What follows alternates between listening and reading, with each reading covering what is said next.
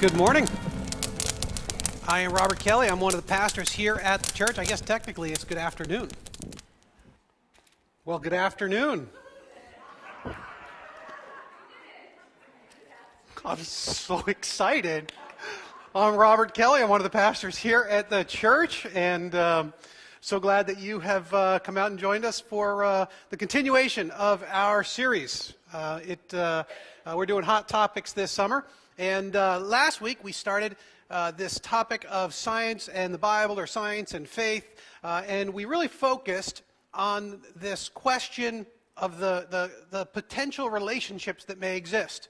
And in that we saw that in many ways the perceived incompatibilities don't really exist. That you can be very much rational and a good thinker and intelligent and still embrace faith. In fact, there are many arguments to be made that it is the only logical and even scientific approach to the information we have in the world around us. It goes even further than simply being another good and competing idea. It may very well be essential and the only really solid basis on which to form an understanding of how this world works. We didn't talk any of the particulars about the biblical texts that many have difficulties with, and we didn't mention anything really about evolution, which for many people is sort of the elephant in the room. Many people have been confronted with this idea that Genesis says one thing, science says another thing, evolution has taken out the necessity of God. How can you continue to believe in this when for most of the scientific community, if not all, this is such a foregone conclusion? It doesn't make any sense for you to still embrace it. It really is that unspoken elephant. I'd like to think it was a dinosaur in the room, because when I was a kid, I liked dinosaurs, and they're even bigger. It's like even a bigger problem, and so it's very obvious. For me, I think a lot of kids, most kids love dinosaurs. I don't know why we have this attraction or fascination. This was like long before Jurassic Park. We all liked dinosaurs. They just capture the imagination. You go to the museums and you see these giant, fossils. It's really spectacular. And, a couple of people have asked us, what happened to them? Where do they fit in? Like, obviously, you can go to the museum and you could see them. And then I go and I read the Bible, and where do they fit in? And that's one question. There are hundreds of questions like this. That's just one question. By the way, there are lots of really good explanations as to what happened to the dinosaurs. This is one of my favorites, is from the Far Side. The real reason dinosaurs became extinct. Children, you should note, stay away, very, very bad. There's another possibility, though, too.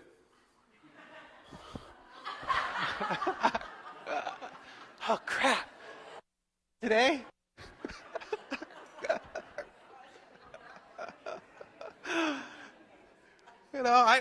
It's going to sound a little bit silly to some of you, but this was actually a question for me in my college years. In the back of my mind, I had this idea that I would come to the Bible and I would hear what people were saying, and I knew what the dominant. I've always been more drawn toward kind of the scientific conversations and philosophical things. I just like them, and I think that they're intriguing and engaging. And in the back of my head, I would read the Bible, and I'd always think, but where are the dinosaurs?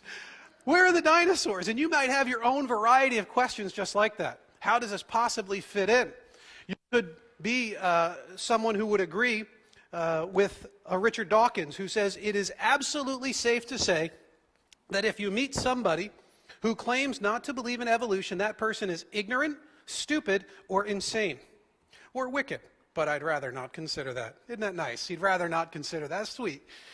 this is obviously you have to embrace this. If you don't embrace it, you're a moron or worse.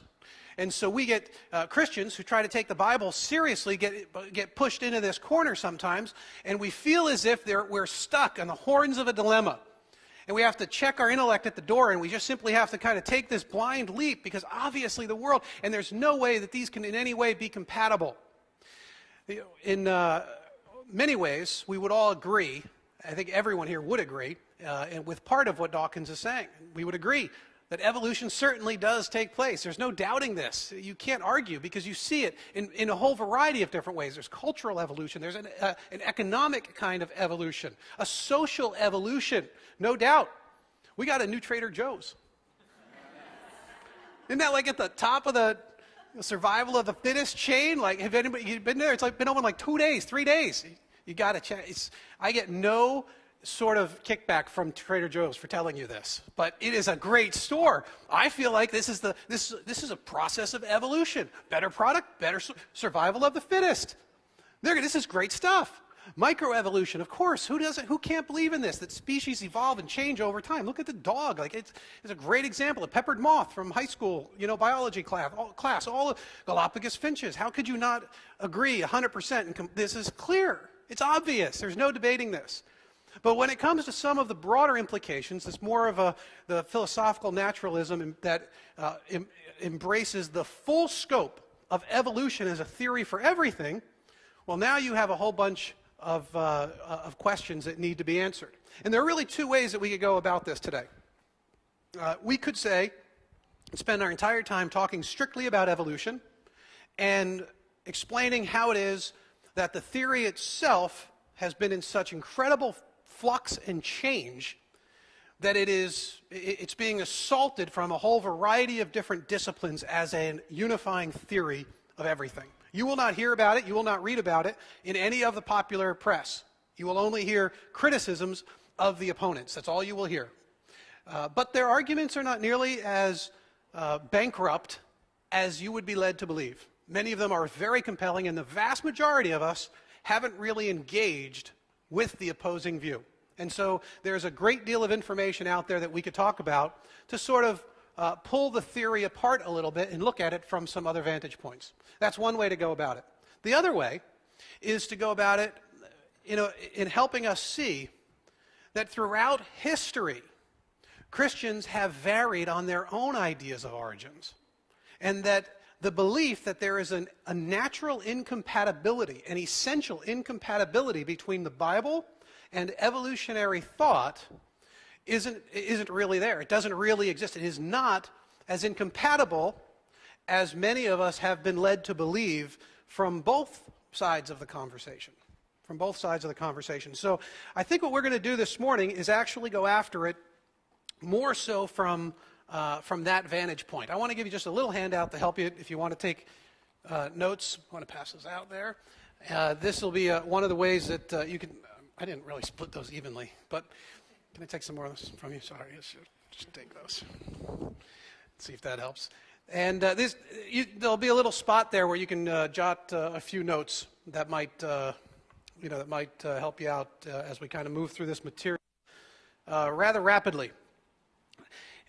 It's helpful when we try to establish that there are many, that the Bible is fully compatible with a whole variety of origin theories. It's helpful for us to realize that this has been true since the very beginning of the Christian church. Some of the church fathers, very early on, before science had anything to really say about origins at all, many of the church fathers were already understanding Genesis in a far more poetic way. Many of the church fathers weren't reading it as a strict and literal history, but they were reading it in a way as to understand the gist, the point, the metaphor. They were much more likely to read it as an allegory and still hold to the essential trustworthiness and reliability of the Bible. Even in our own last 100 years, the leading conservative scholars who have really taken the brunt of trying to give conservative Christianity and biblical studies a leg up in an increasingly liberal environment, even those great champions have argued that Genesis is open to a variety of interpretations from people who still hold that the Bible is the Word of God. Now, I'm not sure I believed this for many, many years. I sort of felt like if you disagreed with me, you were just wrong. And, obviously I was right. That's why I held to my opinions. And then over the course of years, you begin to meet more people, and you meet better thinkers, and you meet sophisticated exegetes, people who study the Bible. And you realize, wait, there are lots of other questions here that still need to be answered. And when we talk about this, it comes down to how we interpret the Word of God. Many of you, if you've had any conversations with people who are far outside of Christianity, or if you yourself are more skeptical and you're not really sure where you're at in trusting the Scriptures, you may hear someone say, we have to interpret it. And you might already jump to the Bible's open to all sorts of interpretation. I think most of us have heard this at one point or another if we've engaged in any sort of conversation. Well, look, you're just interpreting it. It's open to so many interpretations. And because of that, obviously no interpretation is good because there's so many. It's already a logical jump that doesn't necessarily need to be there. But it's important when we talk about interpretation to frame it within the context of biblical studies and even in the broader context of human communication. All communication must be interpreted. Now, because when we talk, if Alan and I are just having a regular conversation, we have a similar culture and a similar language. So the process of interpretation happens very, very fast. It's really even unconscious. It's subconscious. You don't even think about it. It just happens.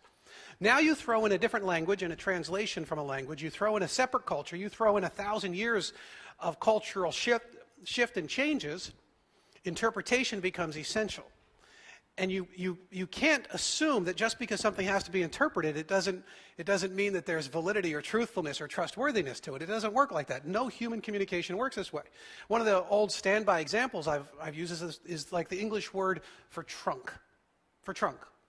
How many types of trunk can you come up with?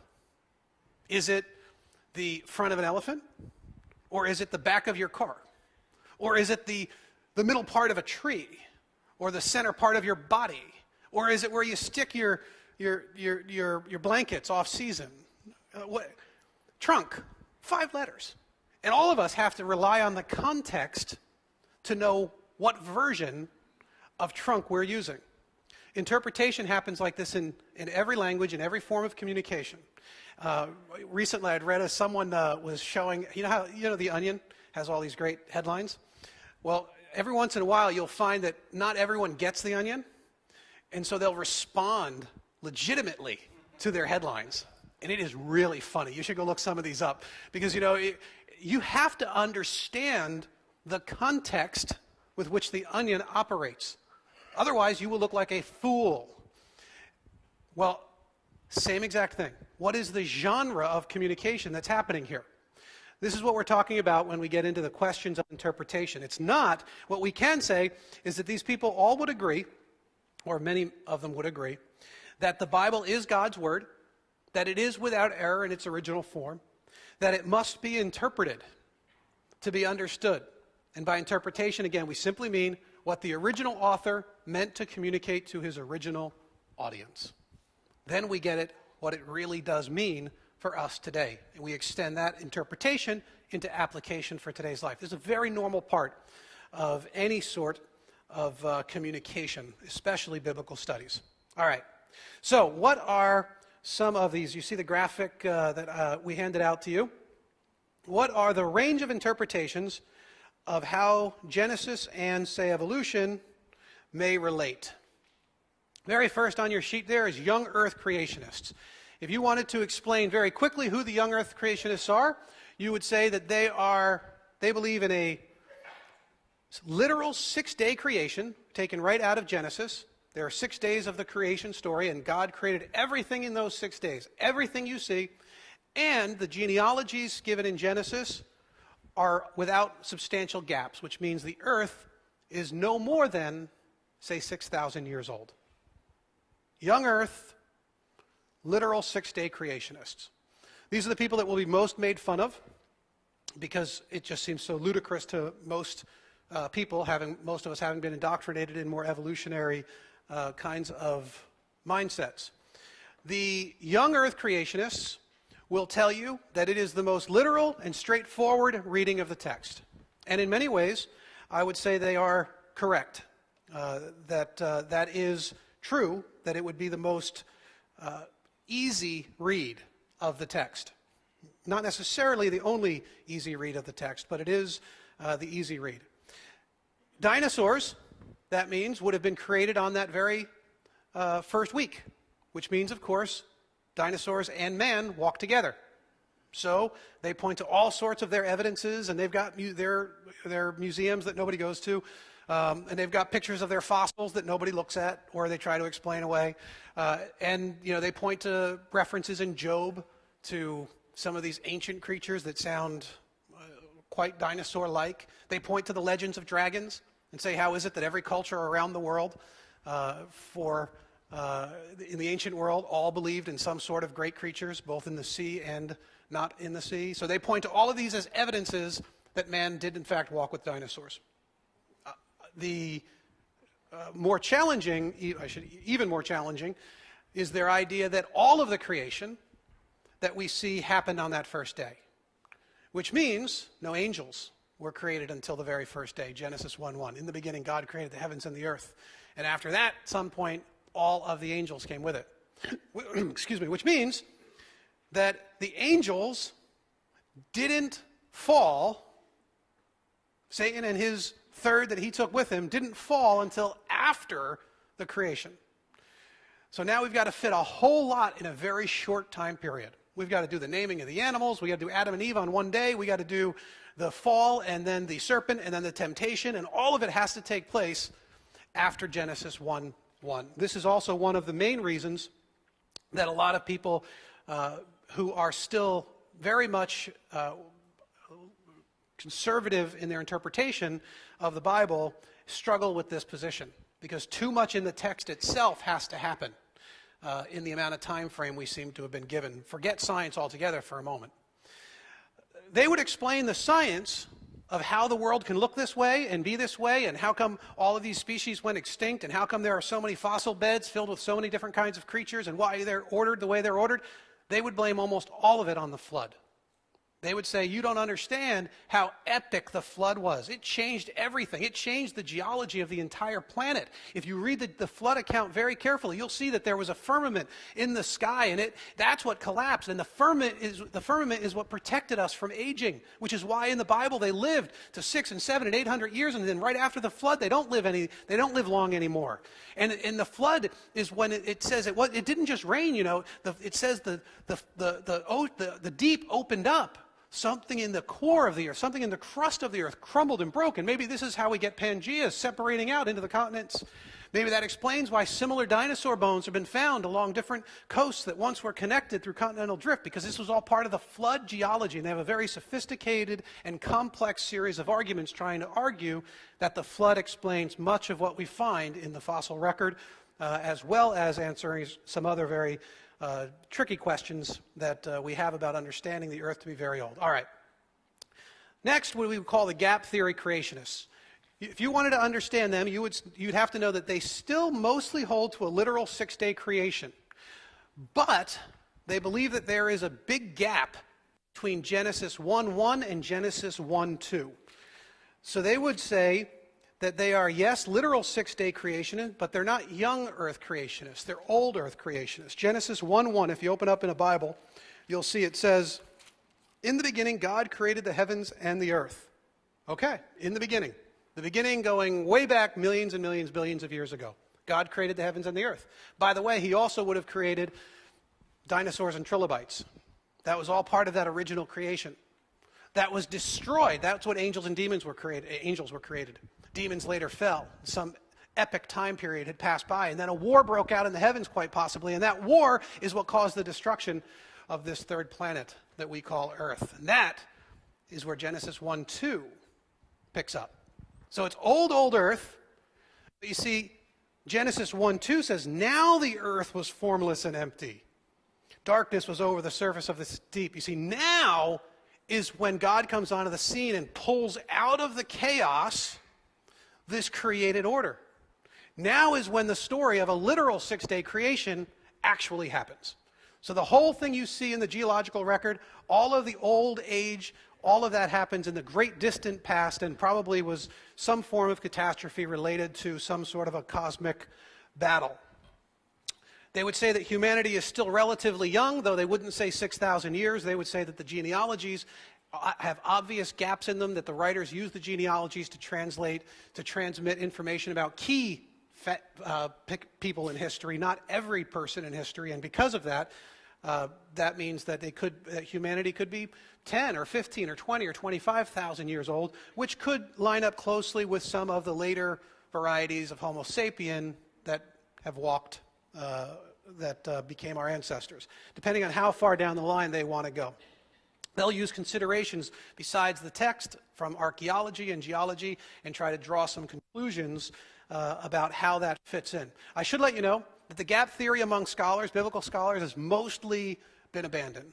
I still really like lots of it, but it had its heyday back in the Scofield Study Bible days. For those of you who have been around a while, you remember the Scofield Study Bible, and that's when it really started to get a whole lot of traction. Progressive creationists, if you wanted to understand them, they would say that it is an old earth, very much like science says today. However many billions of years old you need it to be, it can fit. Because when the Bible uses the word day in Genesis 1 and 2, it does not mean 24 literal hours. It means a time period of indeterminate length. It could be as little as a day, it could be as little as 12 hours. And it can be as vast as any eon you need it to be. It could be 15 million years old if you need it to be. It could be 5 billion years old. Every one of those days represents simply the next work that God was doing in the midst of creation. Some try to fit the days into a chronological order.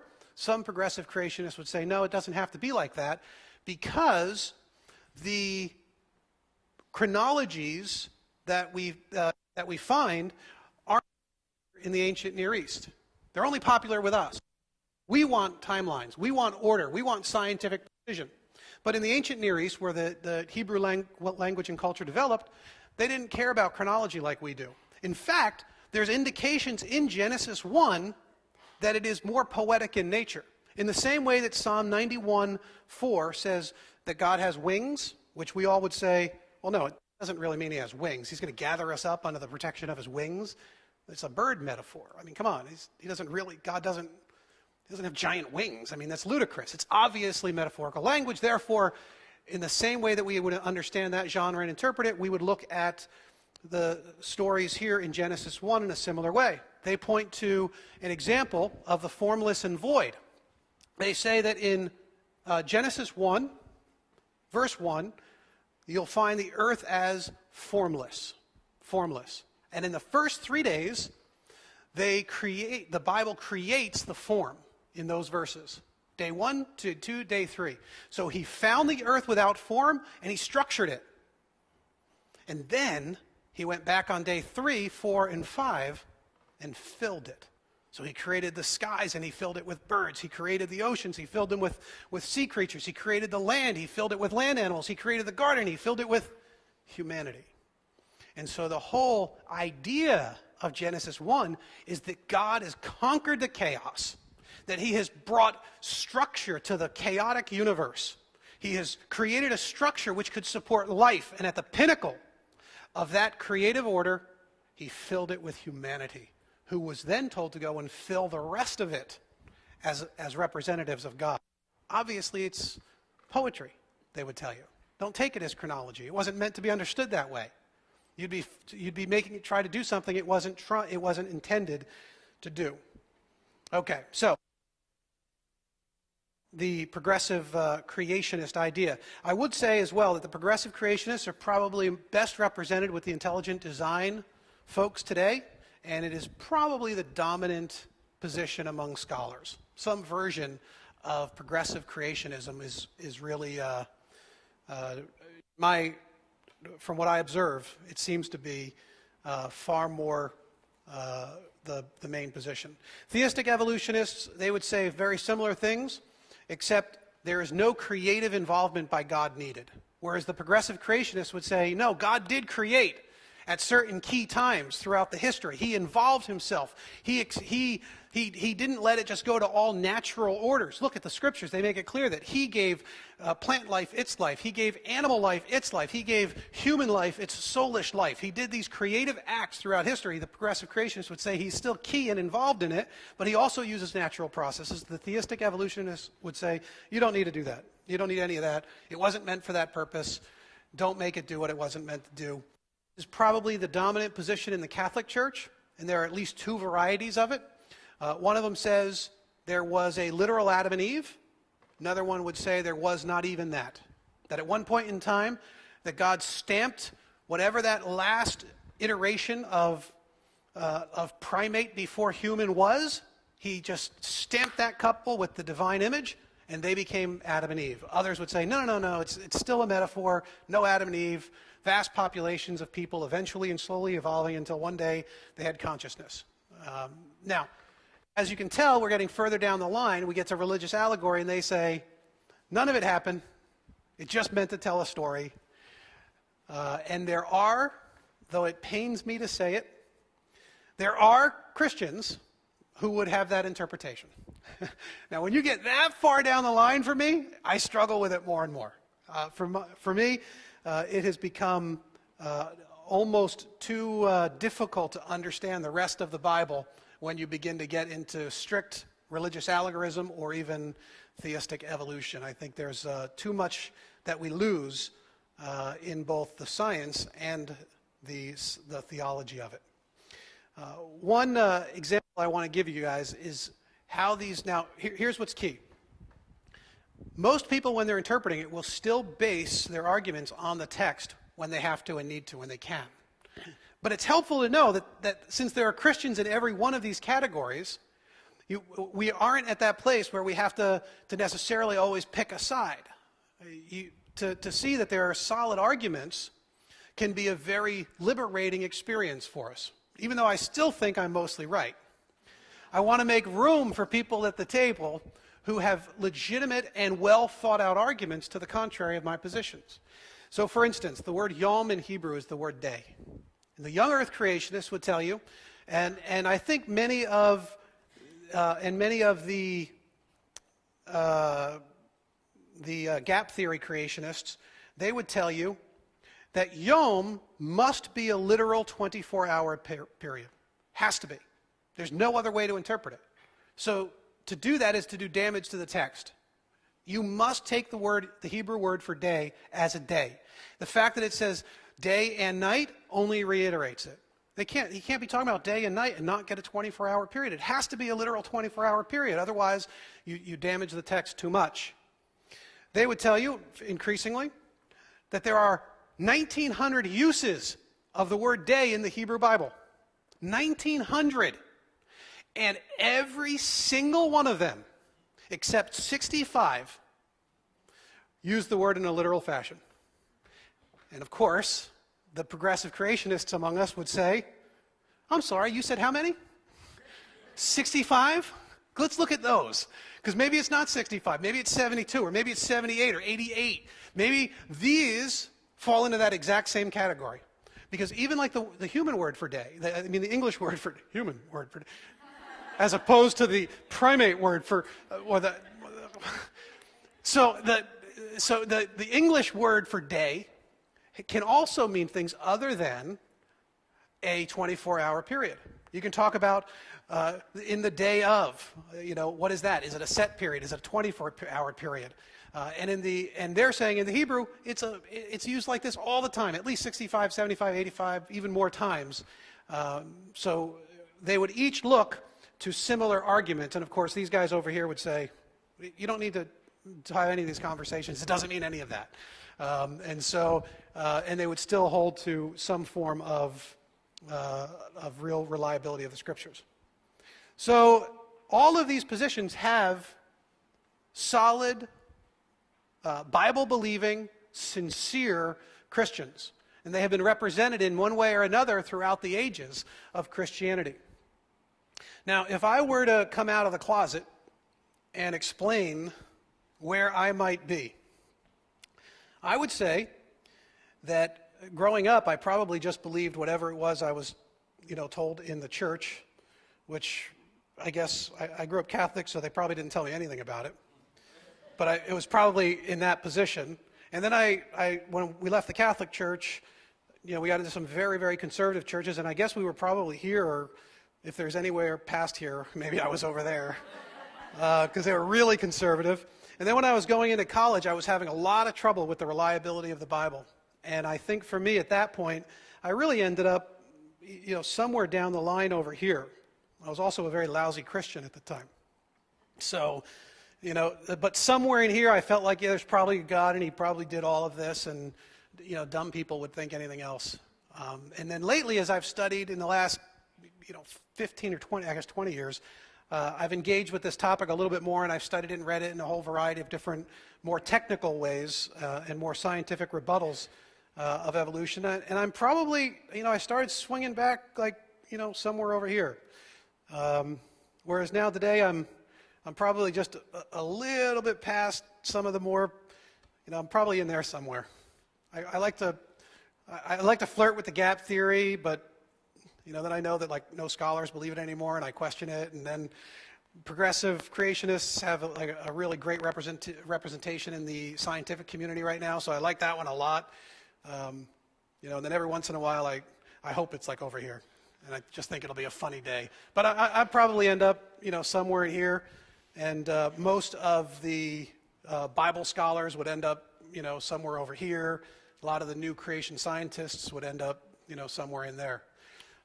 All of us hold to a solid interpretation of the Bible as best as we can wrap our hearts and our minds around it. Tim Keller, I think he puts it really well. He says, there will always be debates about how to interpret some passages, including Genesis 1. Since Christian believers occupy different positions on both the meaning of Genesis 1 and on the nature of evolution, those who are considering Christianity as a whole should not allow themselves to be distracted by this intramural debate. The skeptical inquirer does not need to accept any one of these positions in order to embrace the Christian faith. Rather, he or she should concentrate on and weigh the central claims of Christianity. Only after drawing conclusions about the person of Christ, the resurrection, and the central tenets of the Christian message should one think through the various options with regard to creation and evolution. So, for most of us, unless we are really willing to invest a serious amount of time in the front on this thing, it's best for us to really get to the heart of what the Christian message is about and recognize that there is plenty of room for people of a whole variety of different theories of origins to fit both within the scientific community as well as in the Christian and even conservative biblical interpretation community. There are lots of seats at this table, and I think we've got to come to grips with that reality, even though for some of us it feels like there should only be one seat at the table. It just simply isn't the reality of what we find out there when we start to meet a whole variety of Christians from different backgrounds and different educational mindsets. Now, that's to make it as broad as possible. But before, I just wanted to leave you with a couple of tools. In large part because, once you've decided on the central claims of Christianity and you do want to spend a little bit more time wrestling through these issues, it's easy to pick whichever one you read in the newspaper today and say, that's the one I really want to embrace. And I don't want to be a conspiracy theorist kind of a person because I think they're usually lunatics. But it doesn't mean they're not, that they might be right. And so, you always have to at least listen, So 20 years ago, Darwin on Trial came out. Philip Johnson, he was a Berkeley law professor. And he decided to take a look. He happened to be picking up a couple books on Darwinism, and he found that many of their arguments from a legal standpoint were lousy. So he began to research. He began to study. And he began to realize that we have believed a great deal of information about evolution that simply isn't verifiable. They're faith statements more than they are science statements. Now, he's got amazing credentials, and he has lined up people with even more impressive credentials as part of the group that began to question whether or not Darwinian evolution can really explain the origins of humanity or of much of what we know about the way the world works. So they go after it from a whole variety of different ways. They take a look at the fossil record, which is supposed to be the surest evidence that evolution is true. And they say, you have no idea how bankrupt the fossil evidence is. In fact, the fossil evidence could easily be interpreted as a way of supporting Genesis 1 and 2, very clearly in some ways. He takes a look at some of the best research in mutations. How quickly can we accumulate mutations that are beneficial? He takes a look at the realities that Darwin never knew about, DNA. Darwin didn't know about this. He didn't understand the complexity at the cellular level. For him, the all-powerful guiding hand of natural selection, which takes on nearly divine qualities in many of the writers, it cannot account for, even with the vast amount of time we've given it, it can't even come close to accounting for the complexity of life or even the existence of life as we know it. And they use all sorts of arguments from molecular biology and other fields to talk about that. That is a slightly technical but really solid read. Even though it's 20 years old, I just reviewed it, many of the arguments are still valid, and they have a few chapters in the front which update some of the data, because 20 years is a long time in the science community. And then, of course, Case for the Creator. Lee Strobel has come out with a whole series of these books. Case for Faith, I've told you guys about. Case for Christ. There's a case for Christmas. There's the case for writing another case book. He's got all sorts of these case books. Case for the Creator is the thickest and most technical of those books. And if you want an even more broad, not simply an evolution and talking about the fossils and molecular biology, but some of the other disciplines like physics and astronomy, they'll go into that in this book using scientists who can speak the language to scientists. And so that is another great resource if you want to go after understanding the more complete version of the evolution debate. All right? I know that was a fair amount of information, and I would take questions, but since I actually don't know anything about evolution, I'm going to just pray. Lord, we just ask that you would do a work in each of our hearts as we continue to wrestle through some of the more challenging topics related to what the Bible teaches. As we look in past weeks and in future weeks at some of these things, we pray that you would create in us a humility, that we would approach your word as learners, as students, and that we would grant, Lord, to you the possibility of working in our hearts, that we would even long for it. I pray that you would give us, Lord, an insight into both your word and into this world that goes beyond what could be explained through natural means. And I pray that you would stir up our hearts, as you have for so many who have looked at these things and studied and been challenged and encouraged to deepen their faith. I pray that you would do that same thing with us. We ask all of this in Christ's name. Amen.